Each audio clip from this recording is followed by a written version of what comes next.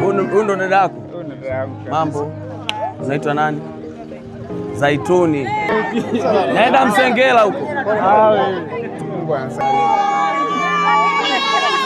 Hapa ndio sehemu ambapo baada ya bibi mkubwa kuniacha mimi ndo akaniacha kwa babu, ndo tukaanza kuishi hapa, na hapa ndo ilikuwa nyumba ya babu. Yeah, kwa hapa ndo ambapo Gustav alikuwa ameachwa na mamake. Tukasema leo tuje kwao na wewe uweze kuona chimbuko na historia ya maisha yake, kwa sababu sometimes tunaonana mjini tu, unaona watu kwenye picha tu, haujui background yao. Na mimi ndo host wa hii kitu.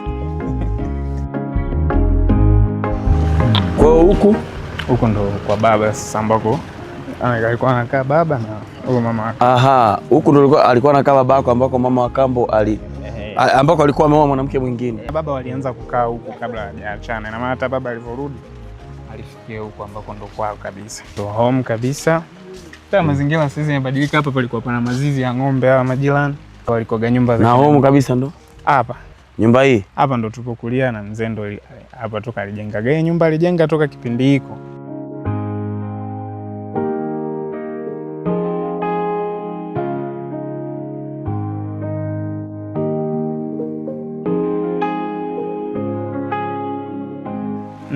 Gari za kukingia maji, kwa maji ya mvua yanavyoshuka hapa anaingia huko. Hapa ndo palikuwa sebleni.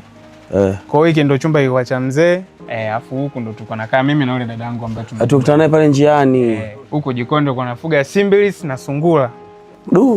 Hapa tufungue kadirisha kidogo kama naweza kupate mwanga. Hapa ni home kabisa. Moto wote kidogo upashe mikono. Ni home. Kwa hapa huku upande wote ilikuwa ni zimetenganishwa, zilikuwa zinalala simbilis. Afu huko kulikuwa na mashimo ya sungura ambao walikuwa wanachimba mashimo wanazalia huko. Najuaga sungura wanachimba. Mimi nilikuwa nafuga sungura mbele. Afu upande huu ndo kuku zilikuwa zimewekewa, zimejengewa mabanda hivi zinakaa juu. Na banda jingine lilikuwa hapo ambapo saa hizi tu imepandwa mahindi.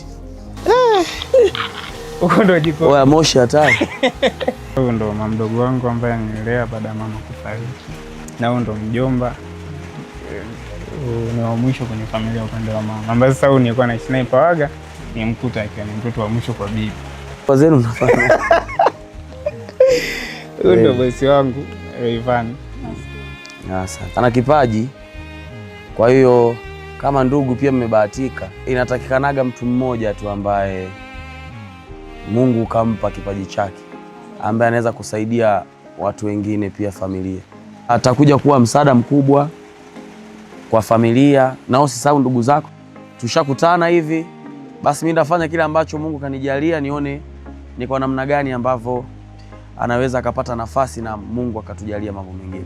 Next time tukija hapa, sio tukute watu wanaishi vizuri, hata kama isiwe gorofa, lakini tukakuta mazingira mazuri zaidi. Kwa mzee alilazimisha mimi nikae hapa. Nikaona mambo magumu. Sasa ugumu ulikuja zaidi sasa mama alivyofariki, afu kicheki endo alikuwa anakutumia msaada mkubwa. Shaelewa, madaftari, kienda nguo za shule, penseli, viatu. Niliumia sana kwa sababu niliona kama naweza nikakosa msaada kama nikiwa hapa. Usilie sasa. Unatakiwa uwe strong. Au ni maisha tu.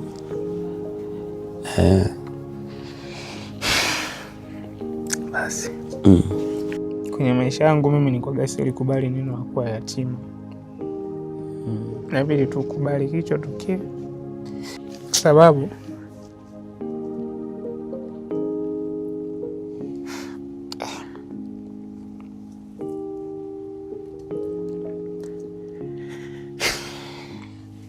ndio alikuwa amebakia mwenyewe. Maisha unaweza ukaishi usilelewe na wazazi, ukaishi na watu wengine, lakini bado ukawa unaishi na ukaona dunia ni perfect. Utaki kulia, kuwa strong. Wanasema sitaki kutumia kauli, sema mgeni njoo mwenyeji apone. Sasa kwa ambao mmekaa, wewe nitakupatia milioni 1.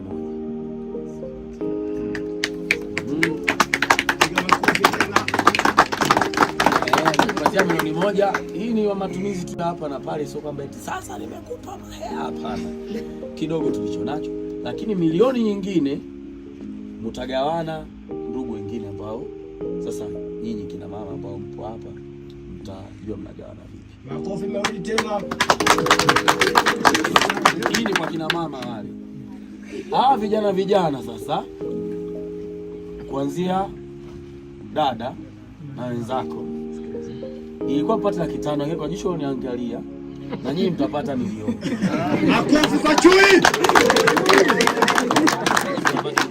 Mimi nashukuru Bwana Raivani kwa kumpokea kijana, na unajua ulikaa naye chini ukamsikiliza changamoto zake na vile kipaji chake alichonacho, na kumpokea ukamwamini wazi kwamba mkafanya naye kazi. Kwa sisi kama familia tunashukuru sana, na sitoshe tukupe pongezi kubwa sana kwa kujitoa kwako kutoka Dar es Salaam mpaka kufika Pomerini kwa ajili ya kijana. Kwa shukrani sana kwa upande wa familia. Mungu akubariki na akupatie nguvu katika kufanya hili. Asante sana.